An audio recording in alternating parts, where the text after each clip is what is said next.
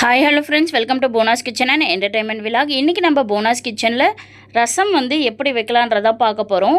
இந்த ரசம் சாதத்துக்கு மட்டும் இல்லைங்க, குடிக்கவும் அருமையாக இருக்கும். இந்த வீடியோ ஃபுல்லாக பார்த்துட்டு உங்களுக்கு பிடிச்சிருந்தால் லைக் பண்ணுங்கள், ஷேர் பண்ணுங்கள், கமெண்ட் பண்ணுங்கள். தொடர்ந்து நம்ம சேனலை பார்க்குறதுக்கு சப்ஸ்கிரைப் பண்ண மறக்காதீங்க. வாங்க வீடியோக்குள்ளே போகலாம். மிக்ஸி ஜாரை எடுத்துக்கோங்க. ஜாரில் 1 டேபிள் ஸ்பூன் அளவுக்கு மல்லி, 1 ஸ்பூன் அளவுக்கு மிளகு, 1.5 ஸ்பூன் அளவுக்கு ஜீரகம். அதாவது மிளகு 1 ஸ்பூன் போட்டிங்கன்னா 1.5 ஸ்பூன் அளவுக்கு ஜீரகம் போட்டுக்கோங்க.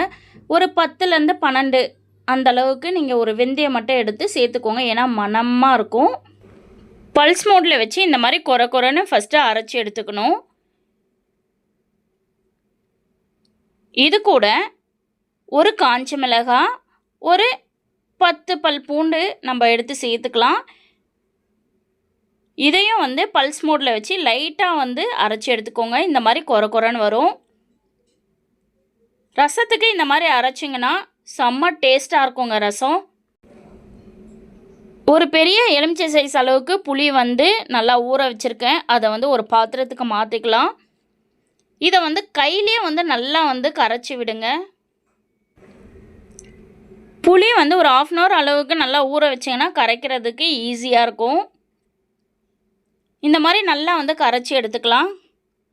கரைச்ச புளியை ஒரு பாத்திரத்தில் மாற்றிட்டு நம்ம வடிகட்டி எடுத்துக்கலாம். இந்த திப்பிலாம் வேண்டாங்க. இந்த மாதிரி வடிகட்டி இருந்ததுன்னா நீங்கள் வடிகட்டிக்கோங்க, இல்லை கையில் கூட வடிகட்டிக்கலாம். இதை நல்லா ஃபில்டர் பண்ணணும் அப்படின்னு அவசியம் கிடையாது. ஃபில்டர் பண்ண புளியை டஸ்ட்பினில் போட்டுருங்க, அது யூஸ்ஃபுல் இல்லை.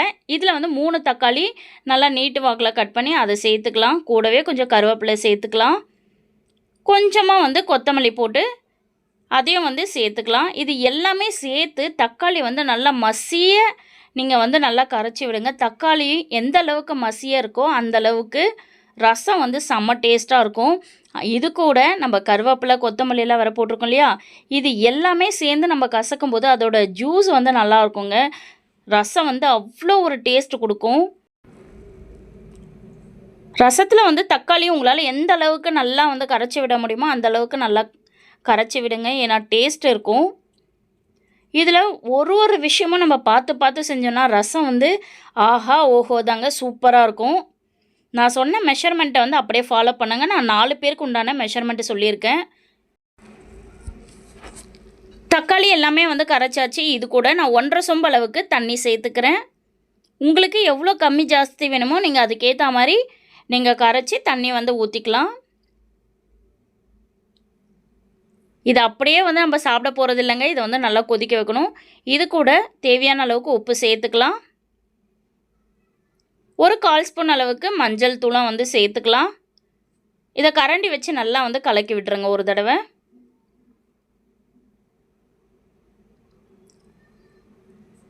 இது அப்படியே ஒரு பக்கம் இருக்கட்டும். ஸ்டவ் ஆன் பண்ணி பேனல் வச்சுக்கலாம்.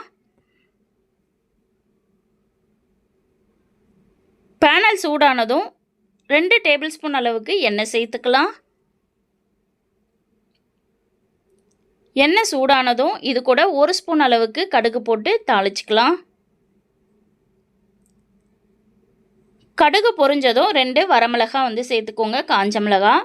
உங்களுக்கு காரம் எவ்வளோ வேணுமோ நீங்கள் அந்த மாதிரி சேர்த்துக்கலாம். இது கூட நம்ம அரைச்சி வச்சுருக்க மிளகு ஜீரகம்லாம் அரைச்சிருக்கோம் இல்லையா, அதை நம்ம சேர்த்துக்கலாம். பச்சை மிளகாய் ஒன்றே எடுத்து நான் 2ஆக கீறி அதையும் சேர்த்துக்கிறேன். இதை லைட்டாக வதக்கி விடுங்க. ஸ்டவ்வு மீடியம் ஸ்லோவில் தான் இருக்கணும். தாளிக்கிறதுக்கு கொஞ்சமாக கருவேப்பிலை போட்டு அதையும் லைட்டாக வறுத்து எடுத்துக்கோங்க. இது கூட நம்ம கரைச்சி வச்சுருக்க புளி தண்ணியை நம்ம சேர்த்துக்கலாம். வாவ், பார்க்கும்போதே ரசம் இப்போவே சாப்பிடணும் போல் தோணுது, அந்த மாதிரி இருக்குது. ரசம் அவ்வளோ டேஸ்ட்டாக இருந்ததுங்க. நீங்கள் கண்டிப்பாக செஞ்சு பாருங்கள். செஞ்சு பார்த்துட்டு எப்படி இருக்குன்றதை கமெண்டில் சொல்லுங்கள். இந்த மாதிரி கரண்டி வச்சு லைட்டாக கலக்கி விட்டுட்டு ஸ்டவ் மீடியம் ஸ்லோவில், அதாவது ரொம்ப ஸ்லோ இல்லை ரொம்ப ஃபாஸ்ட்டும் இல்லை, மீடியமாக வச்சுருங்க. ரசம் ரொம்ப கொதிக்கக்கூடாது. கொதிச்சா டேஸ்ட் கம்மியாயிடும். இப்போ உங்களுக்கே தெரியும்னு நினைக்கிறேன், லைட்டாக கொதி வர ஸ்டேஜில் இருக்குது.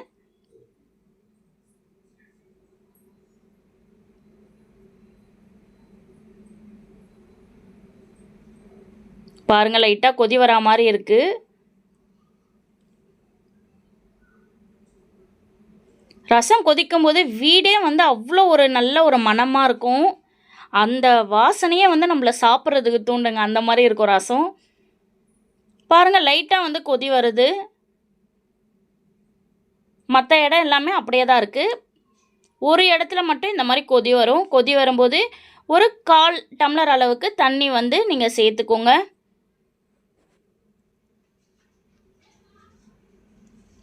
கொதி வர்றது தெரியுதா? நான் வந்து கரண்டில் வந்து காமிச்சிருக்கேன் பாருங்கள். 1/4 டம்ளர் பாருங்கள், நான் காமிக்கிறேன் பாருங்கள். இந்த 1/4 டம்ளர் அளவுக்கு தண்ணி வந்து ஊற்றிக்கோங்க. ஊற்றிட்டு ஸ்டவ்வை ஆஃப் பண்ணிவிட்டு கொஞ்சமாக வந்து கொத்தமல்லியை வந்து தூவி எடுத்துக்கோங்க. அவ்வளோ ஒரு மணமாக டேஸ்ட்டாக இருக்கும். நம்ம டேஸ்ட்டான ரசம் வந்து ரெடி ஆகிடுச்சிங்க. இந்த ரசம் வந்து உங்களுக்கு பிடிச்சிருக்கும்னு நான் நினைக்கிறேன். உங்கள் வீட்லேயும் செஞ்சு பார்த்துட்டு எப்படி இருக்குன்றதை கமெண்டில் சொல்லுங்கள். இந்த வீடியோ பிடிச்சிருந்தால் லைக் பண்ணுங்கள், ஷேர் பண்ணுங்கள். இது போல் இன்னும் பல சுவையான சமையல் வீடியோக்களுக்கு எங்கள் சேனல் போனாஸ் கிச்சன் அண்ட் என்டர்டைன்மெண்ட் விலாகுன்ற சேனலை சப்ஸ்கிரைப் செய்து பக்கத்தில் இருக்கிற பெல் ஐக்கானையும் கிளிக் பண்ணுங்கள். இதே போல் நம்ம அடுத்த ரெசிபியோடு சந்திக்கலாம். தேங்க்ஸ் ஃபார் வாட்சிங்.